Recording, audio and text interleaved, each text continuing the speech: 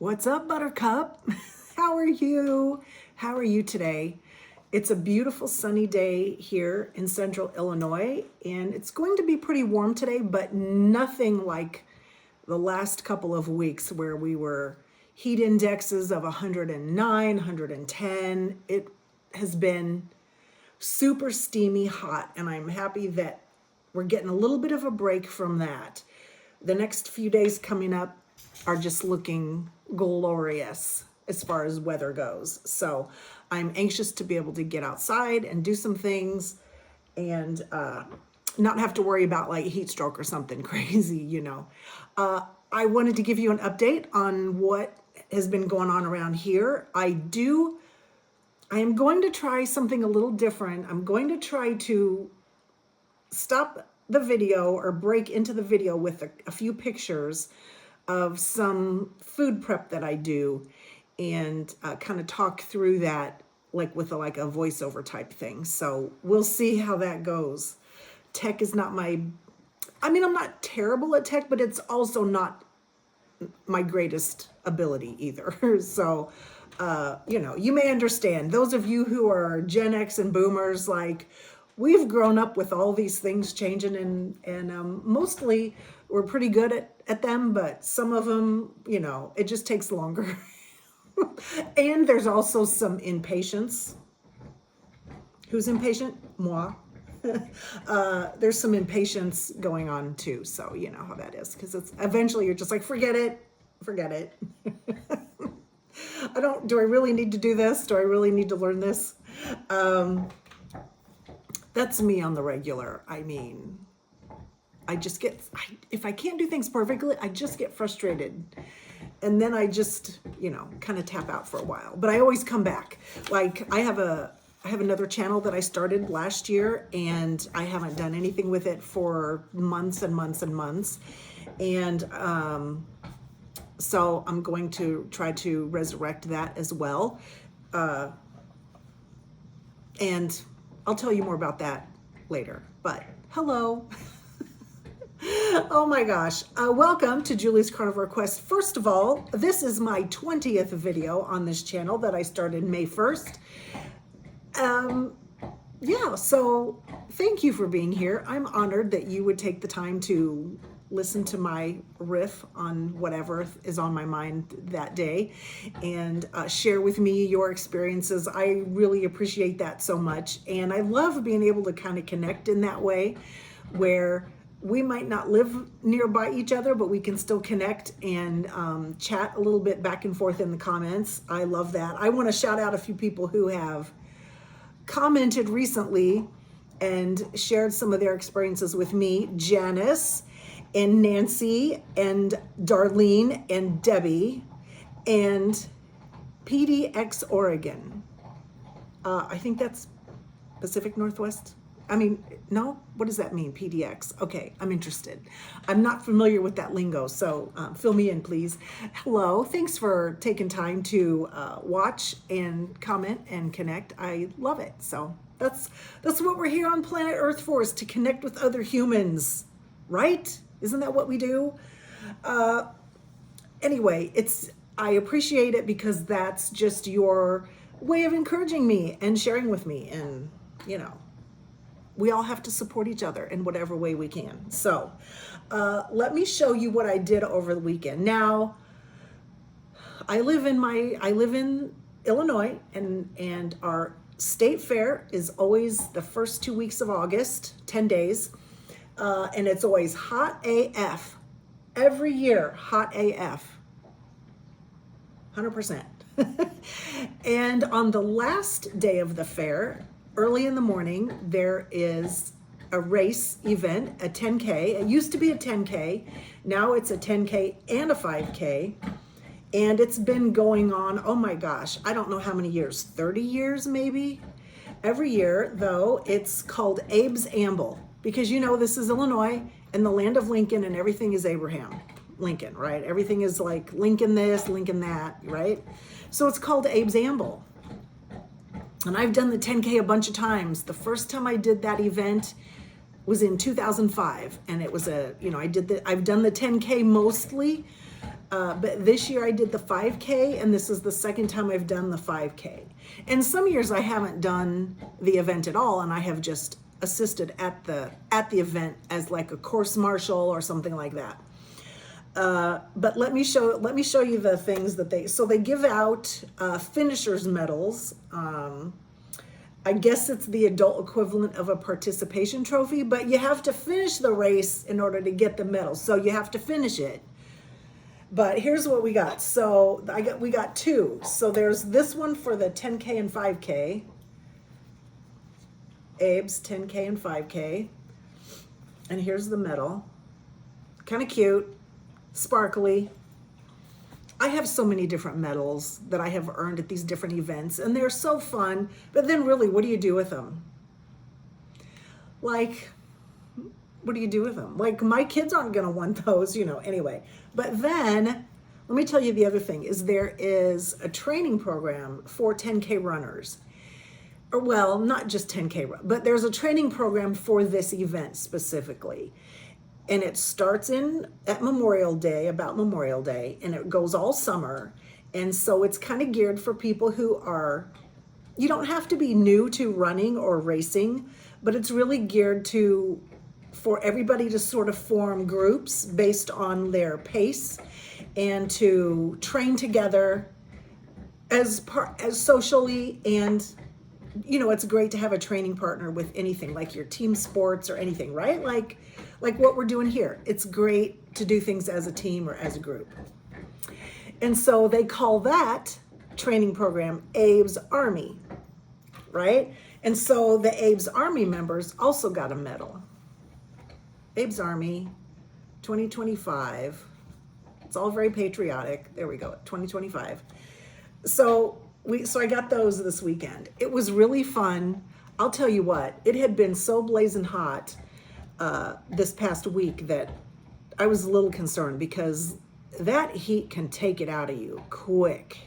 Like, that heat can become overwhelming really fast. And luckily, the morning of the race, it was really cloudy and it was a little bit cooler.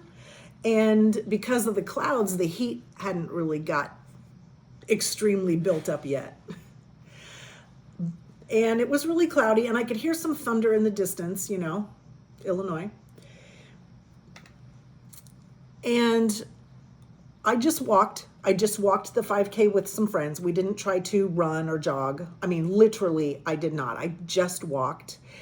And I will say that my first mile split was the fastest 1 mile walk I have done all year. Since I have a partially torn meniscus, and since that happened a few years ago, my pace, hold on, I'm back. I don't remember where I was.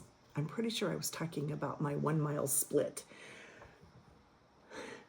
Hubs had left and gone to work, and unexpectedly came back home. So he was coming in the door. I'm like, what did he forget?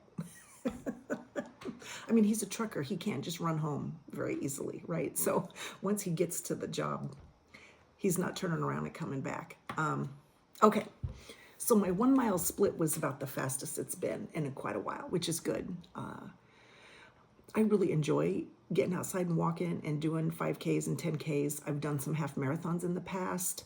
I maybe mentioned that in my last video, I'm pretty sure, but I just wanted to give you that little bit of an update and just say that,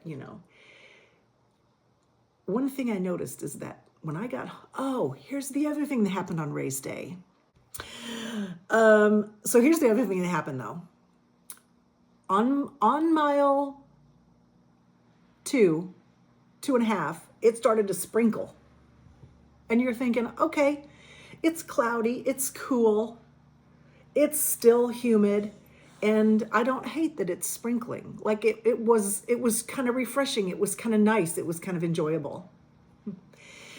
And got to the end of the race, got my medals, grabbed some water with my friends. We stood around chit-chatting for a minute, and it was still really early in the morning, and so there were none of the food booths or anything were really open yet for the day. And it was the last day of the fair, so the animals had all gone home or gone to auction, gone to whatever.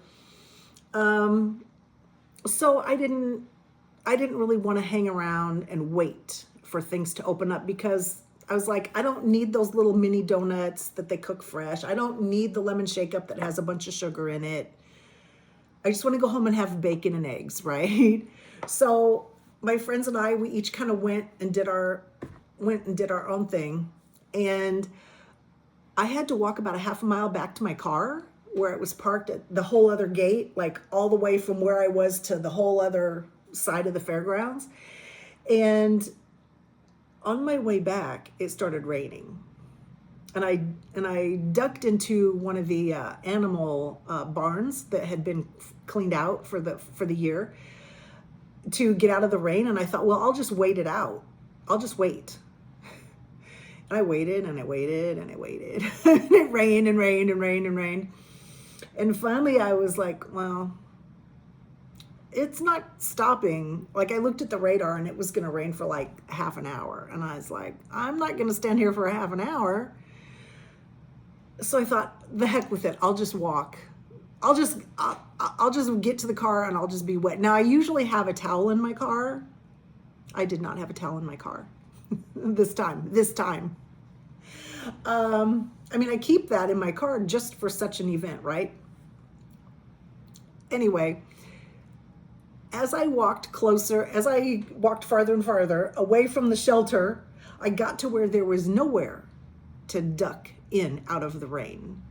And it was all open. And it rained and rained so hard. It kept raining harder and harder, and it was blowing. By the time I got to my car, I was a sopping wet mess.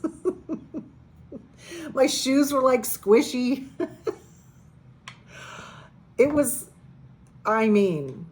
It's been a long time since I was rained on like that. Anyway, I took my socks and shoes off in the car and drove home barefoot and, tried to use paper towels to dry off as much as I could, but my car was pretty wet on the inside. Anyway, that was Sunday. But here's the thing I noticed is that by the time I got into bed that night, Sunday night, I had walked about 17,000 steps by then, and man, I slept good. I think that's the key to getting better sleep for me. I mean, I've been doing as much as I can, and my sleep is getting better, but I think the key for me is to get about 16,000 steps a day. 16, 17,000 seems to be magical. OMG. All right, so what else has been happening? I have lost about 30 pounds now on carnivore. 25 of that since May 1st. This is August, what is today? I don't know, middle of August. So that's not bad at all. I mean, it feels like I'm not losing much weight, like my clothes aren't fitting any different or anything really, but I can see changes in the mirror at times, so that's good. I'm gonna do an experiment. I know I've talked about getting off cheese, and I have now finished the cheese that I have, opened. That, I said there was a big block of cheddar cheese, so that's finally been completed. But I was watching a video with Dr. Elizabeth Bright, and she practices in Italy, but she does a lot. She's like focused on like hormones and thyroid and all the things. And hormones are not just sex hormones. Insulin is a hormone. Thyroid is like,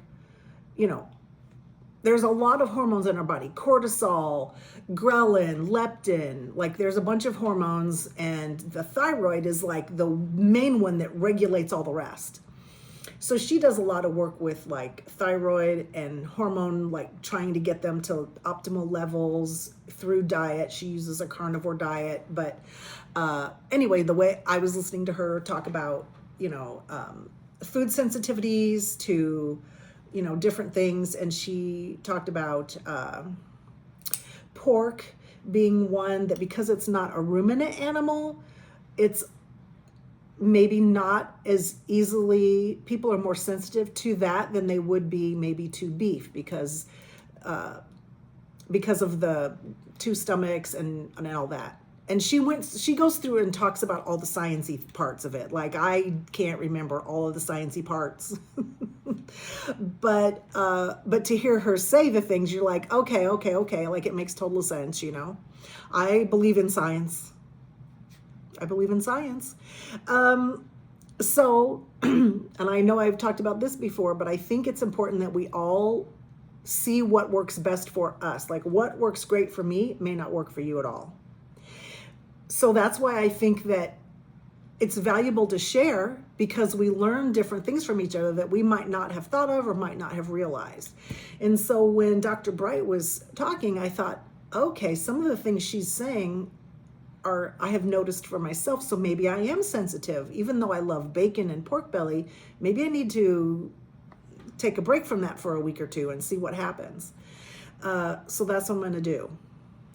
I am going to do a beef only experiment. People in the meat-based dieting world, whatever version they use, they consider this a lion diet, where it's just beef. Period, the end. Now, I'm tempted to put eggs in there too, but I sort of want to wait. I sort of want to just beef and eggs, see any changes that I notice. Then, look at the other things, like maybe do that separately, eggs separately or cheese separately or something. But to hear her talk, and I do have quite a bit of beef in our freezer. So I feel like we're at a point now where I want to use up what we have stocked up, because we want to potentially buy like a half or a quarter of a cow maybe this fall. Locally sourced. And anyway, so I want to use what we already have in the freezer first, rather than just buy it and use it right away. You know what I mean? Like, we're rotating our stock, right? Like, what I've got stocked up on, we'll use up. So I am going to do this week. Hubs just left for work, and he's a truck driver, so he will be gone for a couple of days, and so I am going to just eat beef until he gets home, and see if I notice anything different over those few days. I'll probably continue it longer than that, but I don't want to put any like rigid timeline on it necessarily, because I don't do well with rigid rules. And that's why I don't like 75 hard, because I get the point behind it is to build discipline in different things, but if you're even a little bit rebellious and even a little bit have ADHD or anxiety tendencies, those rigid kind of rules they have the opposite effect on me. Like, the more rigid I make things, like the more regimented, and then the more I just toss my hands up and walk away. It's just like, nope. I know, I'm just weird. I'm just weird that way. It's all right. But that's why I don't want to be too rigid about it. I'm going to say, I'll just have beef only till he gets back from his trip. And then we'll go from there. I had done like 4 days without cheese, and of course that's not enough time really to notice much of anything.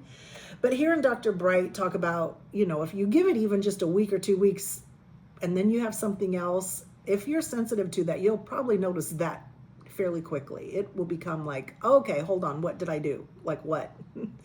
So I'm a little bit excited about that. So it's what we call, so if, like I said about science, when you do an experiment, you have to know what your N is, the letter N. And the N is the number right? Remember this from school? Is the number of subjects in the test. So if you took a, like the N, I am an N of 1. I am a test subject of 1. I'm testing myself. So that's what we all want to strive to be, is our own N of 1 to see what's best for us.